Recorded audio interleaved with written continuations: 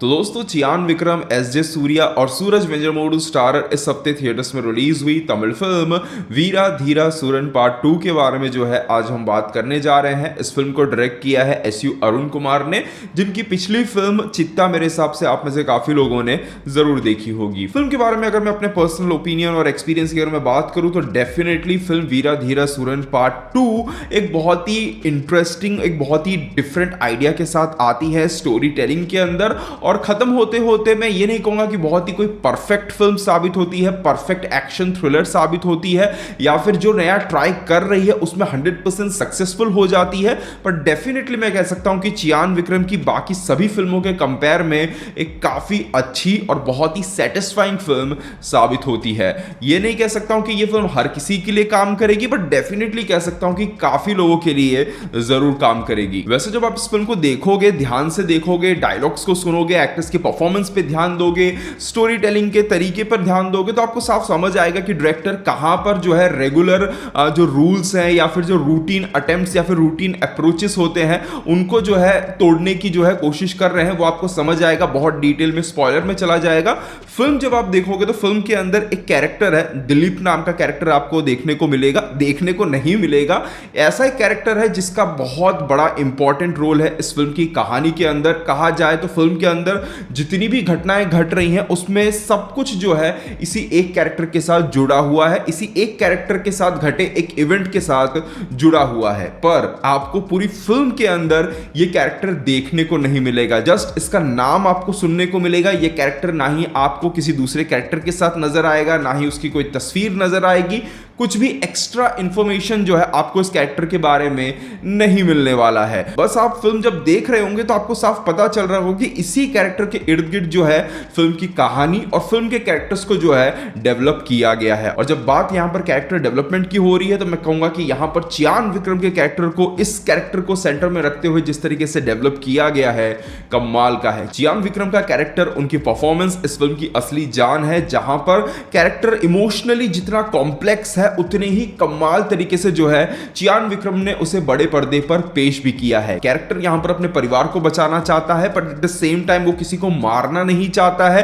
पर उसे यह भी पता है कि XYZ में से कोई भी अगर बच जाता है तो शायद उसके परिवार के लिए प्रॉब्लम खड़ी हो सकती है। और उसे यह भी पता है कि अगर उसने खुद किसी को अपने हाथों से मारा तब भी उसके परिवार पर जो है परेशानी आ सकती है। और क्योंकि बंदा परिवार के प्रति जब इतना सोच रहा है तो वो केवल अपने नहीं, सामने वाले के परिवार के बारे में भी जो है सोच रहा है। कैरेक्टर वैसे तो बहुत ही शार्प है, वैसे तो बहुत ही स्ट्रांग है, पर उसके दिमाग में ये सब जो कॉम्प्लेक्स चीजें चल रही हैं, डिसीजंस जिस तरीके से अब उसे लेने हैं, जिस तरीके से अब वो यहां पर एक रास्ता ढूंढ रहा है, अब उस रास्ते पर वो अगर जाता है तो कितना सक्सेसफुल हो पाता है, अपने परिवार को किस तरीके से सेफ जोन में ले पाता है, ये सभी चीजें जो है बहुत ही इंटरेस्टिंग तरीके से फिल्म में दिखाई गई हैं और फिल्म को जो है बहुत हद तक इंगेजिंग बनाने में कामयाब रहती है। फिल्म में चियान विक्रम के कैरेक्टर की जो एंट्री है वो काफी लेट से होती है, तकरीबन 25-30 मिनट के बाद जाकर कहीं पर उनकी एंट्री होती है। उससे पहले तक अगर आप देखोगे तो एस.जे. सूर्या, सूरज वेंजरमोडू और जो पृथ्वीराज है उनके बीच में अगर आप देखोगे तो एक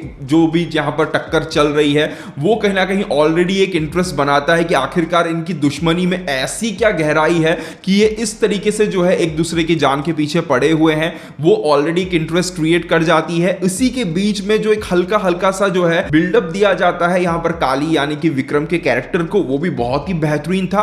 और आप देखोगे जब विक्रम की एंट्री होगी कहानी के अंदर तो शुरू में जो एक बहुत ही सीरियस और इंटेंस मतलब आपको एक मूड देखने को मिलता है, वो मूड बहुत ही बेहतरीन तरीके से, सीमलेस तरीके से जो है कुछ मिनट के लिए शिफ्ट हो जाता है और आपको देखने को मिलता है कि विक्रम इसी दुनिया में, मतलब उसके इर्द गिर्द ही ये सभी चीजें घट रही हैं, पर एट द सेम टाइम वो अब इस दुनिया से कितना अलग हो चुका है, अपने परिवार के साथ किस तरीके से खुश है, एक बहुत ही सुखी और शांति भरी जीवन को जो है वो बिता रहा है। और एक बार जब ये क्रिमिनल्स फिर से यहां पर विक्रम की जिंदगी में वापस आते हैं, वहां पर इनका जो रिएक्शन रहता है वो इतना सर्टल रहता है कि उस सर्टल रिएक्शन के अंदर जो एक टेंशन देखने को मिलती है, इनका जो खुशहाल एक जीवन चल रहा होता है, वो साफ वो बहुत कुछ बोले ना बोले ही जो है क्लियर कर देता है कि इस जिंदगी से वापस अगर उस जिंदगी में जाना है तो जोखिम कितना बड़ा है। और ऐसे ही कुछ अटेम्प्ट्स जो है थ्रू आउट द फिल्म लिए गए हैं जहां पर बहुत कुछ दिखाया नहीं जाता है, आपको जो प्रेजेंट में चल रहा है वही देखने को मिल रहा है, पर वहां पर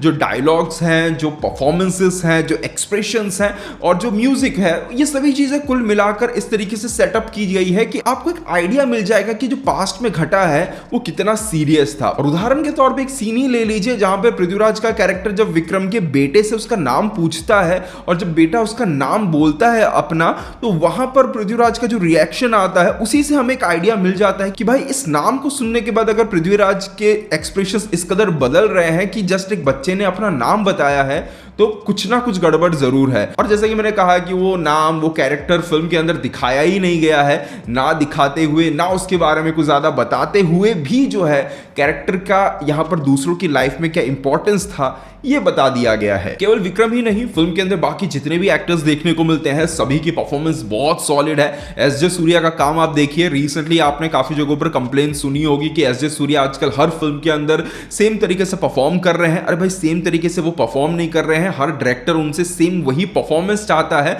जो कभी उन्होंने किसी सक्सेसफुल फिल्म में दी हुई है। इस फिल्म में आप देखिए किस लेवल की एक सर्टल परफॉर्मेंस दी है, एक अलग डिफरेंट जोन में वो आपको देखने को मिलेंगे। एट द सेम टाइम कुछ कुछ जगहों पर उनका ट्रेडमार्क स्टाइल भी जो है देखने को मिलता है। दशरथ विजन की मैं तारीफ करना चाहूंगा, उनका रोल फिल्म के अंदर किसी भी फिल्म में कितना ही छोटा क्यों ना हो पर डेफिनेटली इंपैक्ट छोड़ जाता है। जितना भी स्पेस मिलता है उस स्पेस के अंदर उनका काम जो है बहुत ही बेहतरीन नजर आता है। फिल्म का इंटरवल अगेन बहुत ही डिफरेंट, बहुत ही यूनिक नजर आता है, जहां पर आपको कुछ मारधाड़ कुछ भी देखने को नहीं मिलेगा। बहुत ही स्वीट, बहुत ही सिंपल बट बहुत ही डिफरेंट सा एक इंटरवल देखने को मिलता है, जहां पर देखकर आपको साफ पता चलेगा कि क्यों डायरेक्टर साहब जो है ये जो हंसी खुशी वाले माहौल को जो है एक बहुत ही इंपॉर्टेंट स्पेस दे रहे हैं। फिल्म के अंदर एक्शन भी काफी सॉलिड है, काफी रियलिस्टिक एक्शन देखने को मिलता है। एट द सेम टाइम यहां पर कुछ अच्छे हाई मोमेंट्स भी हैं, स्पेशली एक सीन है जहां पर चियान विक्रम आपको बिना कपड़ों के पुलिस स्टेशन के अंदर एंटर होते हुए नजर आएंगे। वो पर्टिकुलर सीन यार थिएटर में बस पब्लिक होनी चाहिए थी,